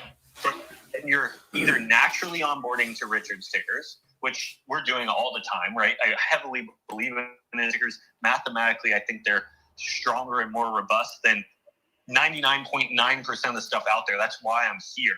That's why I built on his blockchain. But when I to such a simple idea to that, like the answer became so clear to me, and I've never thought of it in that way, that let's say the money never comes, where do I sit? And it's like, whoa, that answer becomes very clear. Like if I still am going to be here on PulseChain, like I do believe I have the best shot for success within PTGC. Mathematically, it's very, very easy. Also, just community building, right? The fact that it's so small, the fact that it's such a small cup, it can do many X's very easily. The fact that the holders are so strong and that actually know they're strong and incentivized to be strong via built-in APY. A lot of reasons, right? But the answer still works either way.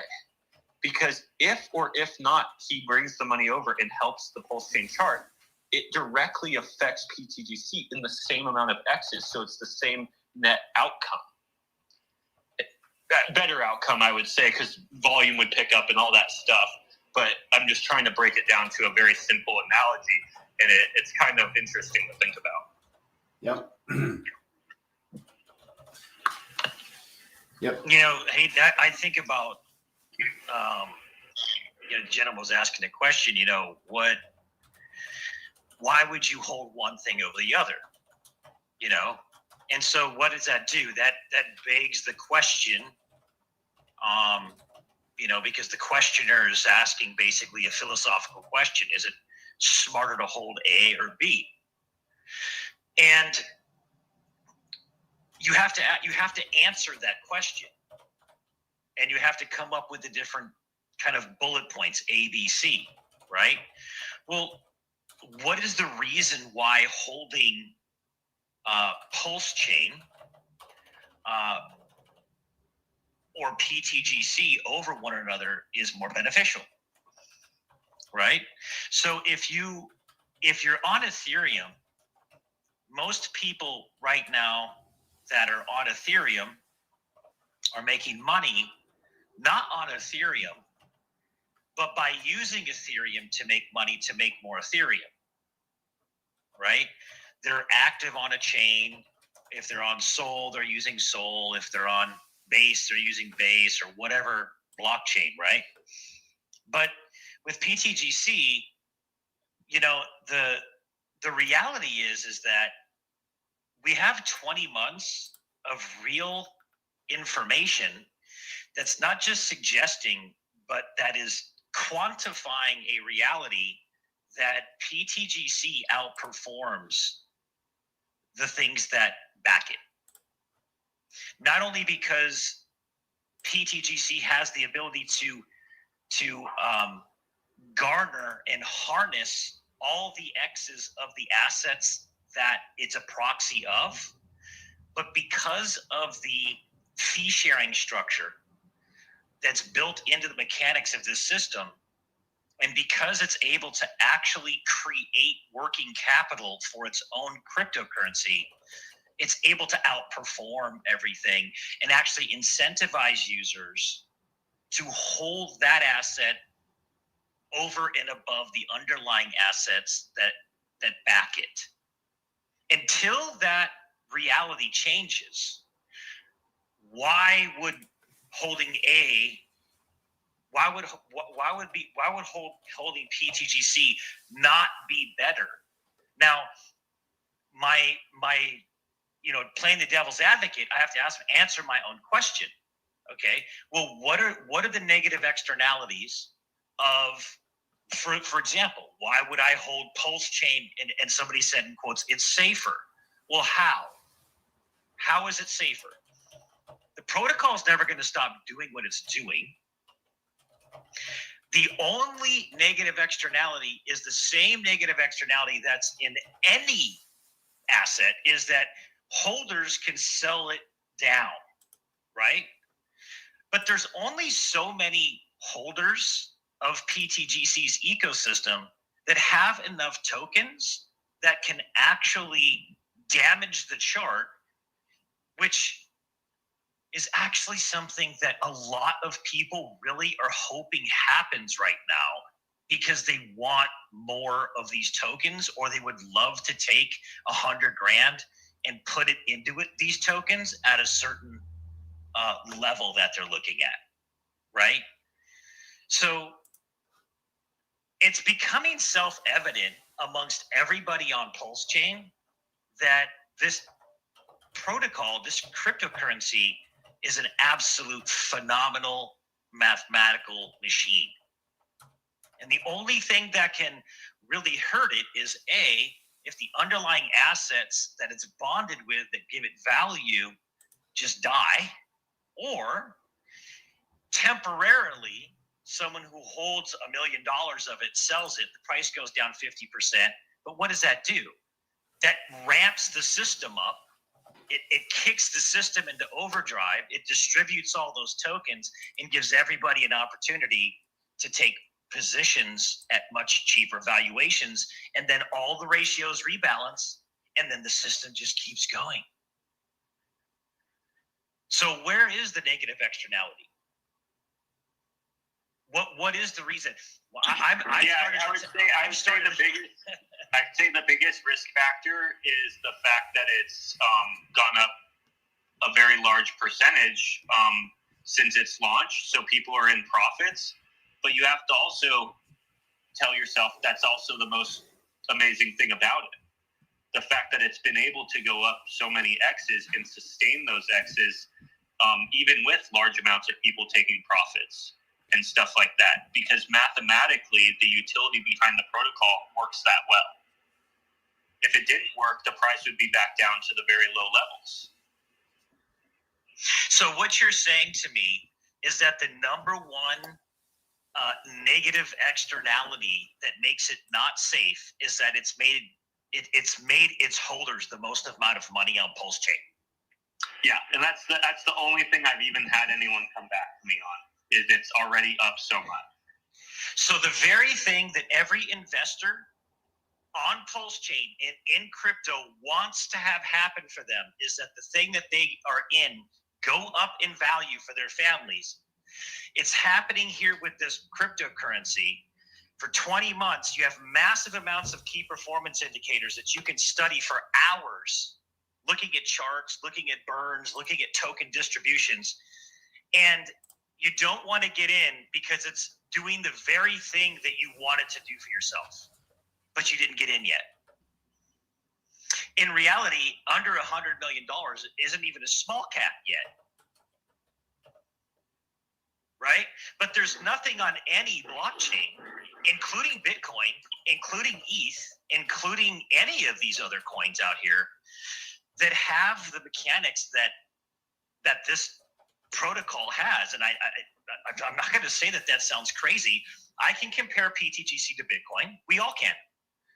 I know it's a SHA-256 algorithm. I know it halves every 4 years. I know that miners get the inflation. I know what the inflation rate is at any time. I know that you get a certain amount. It's not based on volume. It's based on just hash rate. I know how ETH staking works. I know how hex staking works. We can look at these things and see what are the pros and what are the cons. The only thing about pTGC for me is the viability of PulseChain, the longevity of PulseChain and EVMs just over the next 10, 15, 20 years, and the success of Richard Hart's things, which I do think is going to do great. But if you're on PulseChain, the question isn't a broader question. It's if you're on PulseChain, right?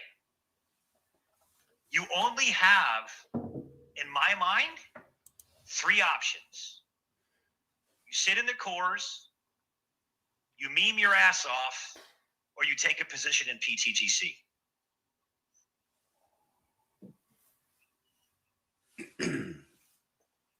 You nailed it, man. That's heavy.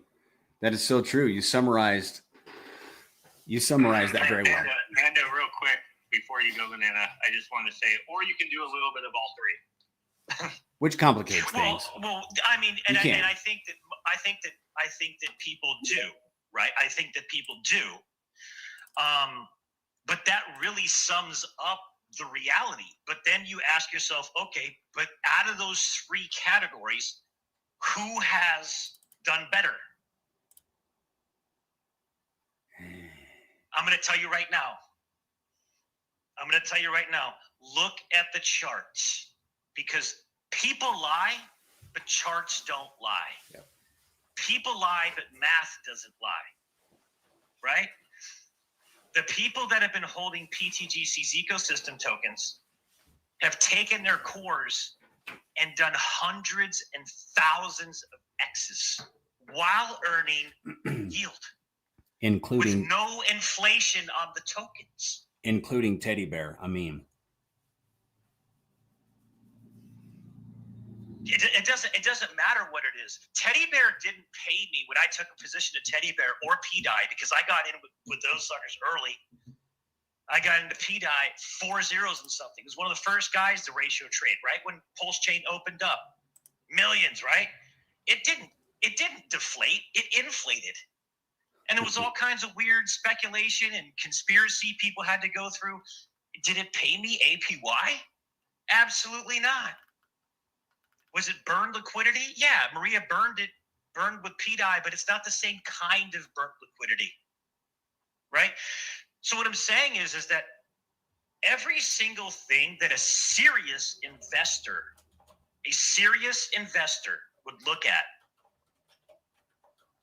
it exists in the Grace currency. It does not exist in everything else. That's just a fact. And that's why you have people like DCC and these other gentlemen that literally just say it's the only thing on PulseChain worth a shit outside of the cores right now, right? Now, I'm not going to say emphatically that that's true, because I actually think there's other cool stuff that's built on PulseChain, but I think that they just mean that's the showstopper right now. That's the standout, standalone. It's proven itself, right? That's basically what they're saying. But right now, at 1 cent pTGC, 100 million tokens is $1 million. I think we were 6x away from that at the previous all-time high, right, Prairie? Yep. Okay. Well, right now that's 29,000. So 100 million is $29,000. At a 1 cent pTGC, that's $1 million. And we were 6x away from that at the previous all-time high. So if you think that PulseChain is going to go on to do great things, think about that. So maybe somebody doesn't have $29,000.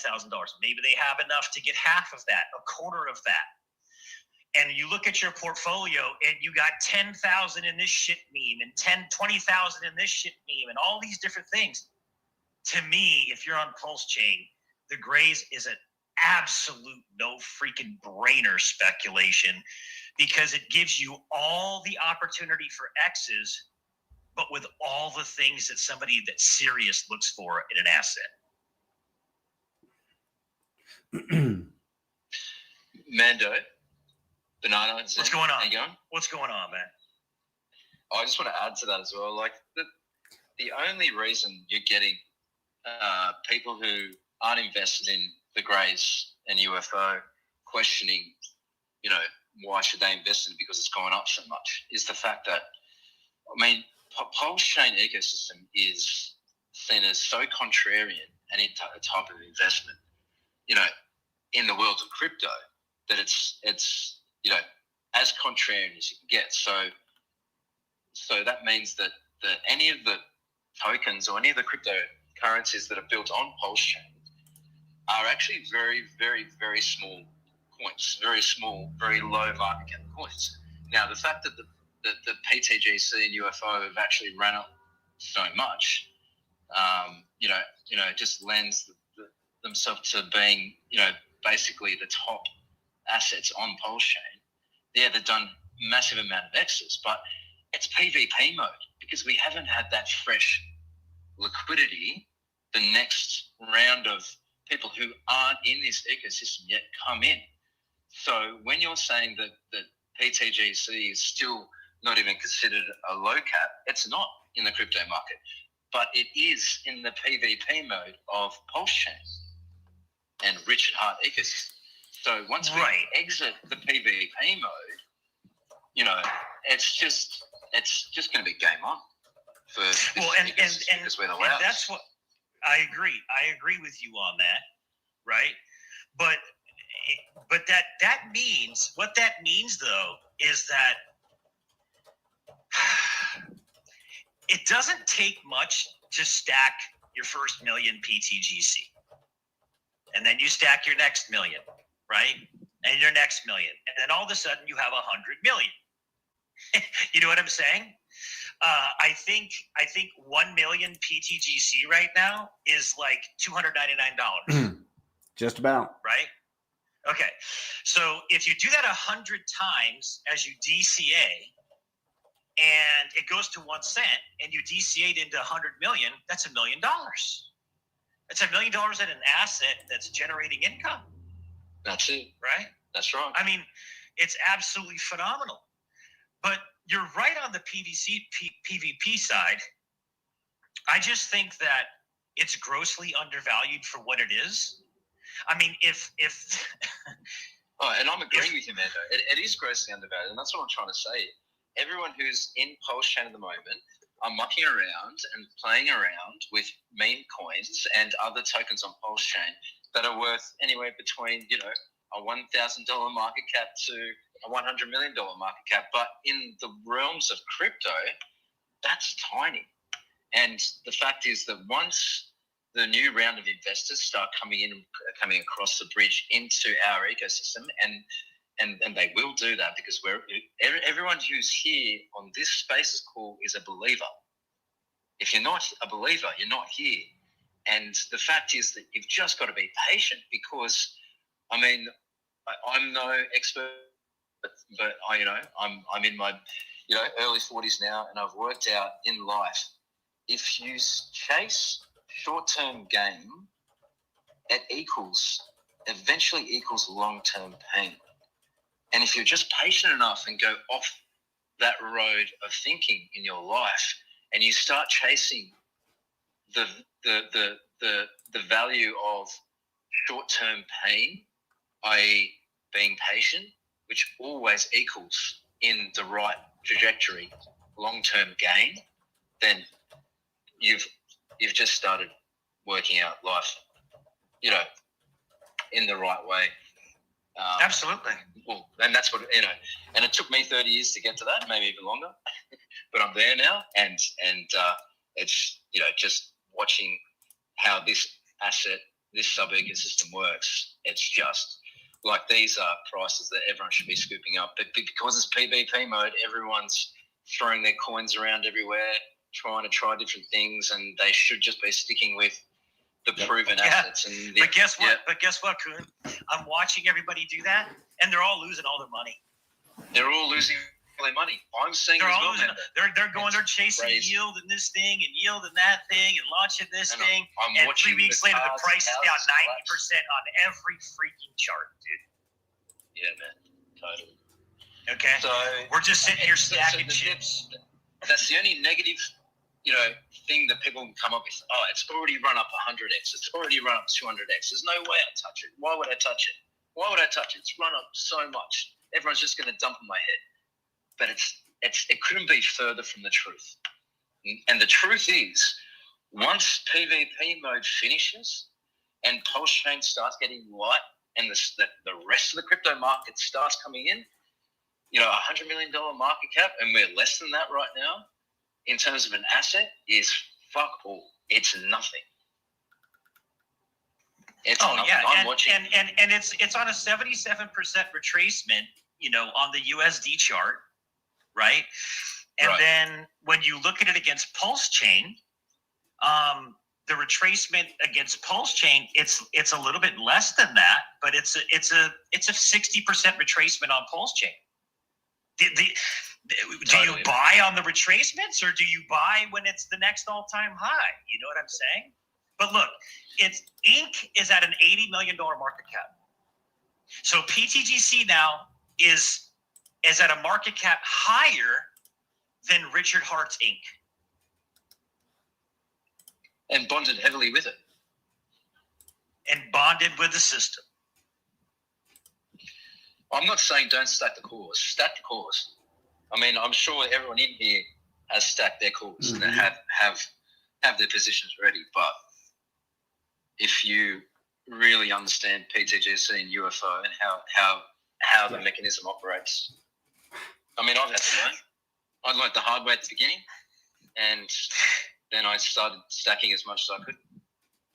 I'm going to go ahead and just share this real quick, and then I'll pass it back over to you, Zen, because if you want to close it out, just for the recording. I made a post a couple hours ago. Just going to read it real quick. It says, the Graze is the best all-in-one, complete, finished, orthodox, real DeFi protocol on PulseChain. Its fee-sharing design sets it apart, making it similar to owning a percentage of a DEX or a SEX. With every transaction, token holders are getting paid, watching tokens become more rare, and benefiting from liquidity adds. Currently at an $88 million market cap on PulseChain, the machine is still buying and burning the daylights out of the tokens after 20 months of perfect execution. Where this goes, I don't know. What can stop it? It's like watching a video game of math and money. When PulseChain begins its true ascent, the first protocol to be recognized will be pTGC. Why? Because its massive price action and the hundreds of millions in burnt liquidity that it will have. If you are forward looking, you can see it. When the token hit $340 million market cap on the previous all-time high, it was a 6x away from a penny. And I don't know if that's correct or not because I haven't looked. It might be like 200x. I was just going off of the top. But I said, do you think that this won't happen again? I have no need to think about what to suggest when someone asks me. I tell them to look into pTGC because you own everything in one proven token with everything a person looks for in a real digital asset. Hindsight is always 20/20, not financial advice. And I'll pass it over to you, Zen. Yeah, that's a really good tweet. Like really, really well written. Yeah. Thanks for coming in, Kuhn. Yeah, real quick, before I shut it down, I wanted to tap into what Kuhn was saying, and he was talking about how right now on PulseChain, it's been very PvP, right? It's the same money sloshing around. There's no new money coming in. And that's one of the biggest indicators to me on how strong pTGC is. If you look at the price of PLS and the bridge of PulseChain, it's literally telling us money has been leaving for 2 years now. So it's not only the same money sloshing around, but it's a bucket that has a hole at the bottom. Eventually that hole is going to get plugged and new water will start flowing into this bucket. And I do personally believe that pTGC has enough product market fit, enough sustainability, the community and the math behind it to attract a ton of this liquid coming into this bucket when it starts coming. It's been doing very, very well, like you said, in a beat world where the bucket's even leaking every single day with more money out of it. Sooner or later, that's going to be patched up, and I'm excited for that turn in events. I don't know when it's going to be. I thought it was going to be a lot shorter, is my honest thing, but I do believe pTGC is been ready than anything on the chain for when that time happens, and I know we're all excited to see when it happens and actually see this machine function in its full turned on mode, because we've gotten little glimpses of what it does in PulseChain moving up 2x, 3x movements. Like that's what created our all-time highs. That's what's created over $1 million days in volume consistently. Again, that's with very, very little money actually coming over the bridge into PulseChain. And when I say little, it's like literally micro amounts in the grand scheme of crypto. If any decent amount of money that bridge to this amazing blockchain, it's possibly a revolutionary situation for people that have been here building their bags of pTGC. The answer isn't always trade this meme coin, trade that meme coin, flip this into that. It might be as simple as, hey, I'm just going to DCA into the right product that I know is going to be here tomorrow and see what kind of position I can get. Maybe it's not as big as you like. Maybe at the end of it, the fact that PulseChain has given us 2 years to actually build up these positions is the greatest blessing we could have ever had. But you have to keep in mind, there is no inflation to this asset. So if this asset actually proves to be what us, like the strong community members, the people that have been grinding here, actually believe it is, this asset doesn't have inflation that's going to come out in a bear market to give you a super, super low entry opportunity next cycle. Yeah, there will be a massive dip, but is that dip going to be lower than price? If you look at the chart, the answer is most likely probably not. Because pTGC, even with PulseChain doing microcycles down to lower lows, it consistently has been making higher highs. And I do believe this is what this asset could be, and it possibly could be what a lot of people have been looking for in this world for a long time. Obviously, this stuff can go to zero too. Obviously, I'm way too passionate about it. I'm biased because, I love this product very, very much. But the math is kind of working out that way as we've predicted. And we've all been doing fun hypotheses of what's going to happen in these events. And I'm super excited to see what the conclusion is when these ingredients to the formula finally take place. Yeah, well said, man. I think people on PulseChain, that the people that are left, I think they're just pretty much comfortable on PulseChain, and they're just having fun on PulseChain. I do think this, and I will tell you that I've been around long enough to know this, that people love buying green candles. They hate buying red candles. They hate buying the discounts. It's just the way that it is in crypto, unfortunately, for most people. They won't buy when they should, and they won't sell when they should, right?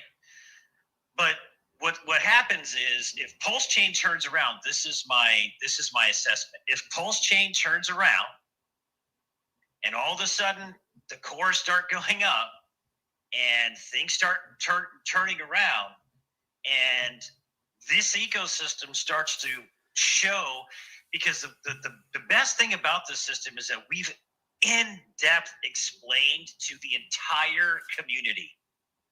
We've been with Panos, we've been with KR, we've been with Ian, we've been with B-Roots, we've been with RG3, we've been with Access Live, we've been with everybody else. They all understand it, right?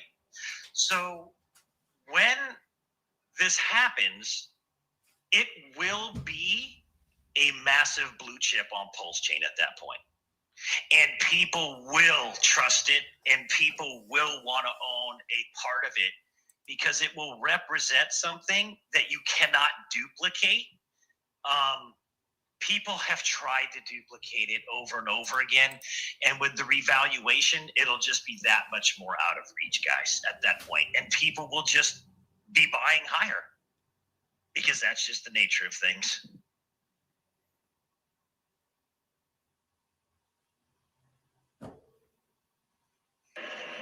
Awesome, guys. Yeah, if no one else has any other questions, I'm going to be shutting it down. There aren't any. Yeah. Go ahead. Yeah, I'll just leave it at this. Let me see this just real quick. 1 million pTGC right now is $299, and at 1 cent, it's 10,000. Guys, have a good night. You too, Mando. Sam, there aren't any other questions on YouTube. I think we're good shutting it down, dude. All right, guys. Yeah, thanks for coming in, Kuhn. Banana, thanks for co-hosting with me. Everyone just listening, thank you for coming in and, just spending your time with us and educating or just supporting. A lot of you guys I know have been here for a long time, hearing the same spiel over and over again. So just thanks for coming in and supporting and showing some love. And yeah, I'll talk to you guys later. And I'll speak for all of us. We appreciate you being here as well, Zen. Really. Yeah, no problem. See ya. Okay, see ya. Yeah, man. Get me excited about the greatest currencies. I'll tell you what, man. Well, I'm just look at this, guys. I'm just kind of dinking around here, look at what Ethereum has done in the last 8 hours. 16 hours. It's up against. This is against. Well, I guess it's not against Bitcoin, but it's up. Or was that? How come I can't do a measurement? Let's see. It's up. Yeah. Well, it's up 5%, 6% in the last. 16 hours. So Ethereum's on the move. That's good news. Who knows what's around the corner? It's crypto. There's always something new. Guys, it was good spaces. Hope you enjoyed it. If you got, so we're going to have Zen will be on a voice chat tomorrow at 3 p.m. Pacific. And then we'll be on my stream right here on this channel Wednesday for an ecosystem walkthrough at 9 a.m. Pacific. And then we'll have spaces again on Saturday at 7 a.m. Pacific. Appreciate you guys being here. Have a good night.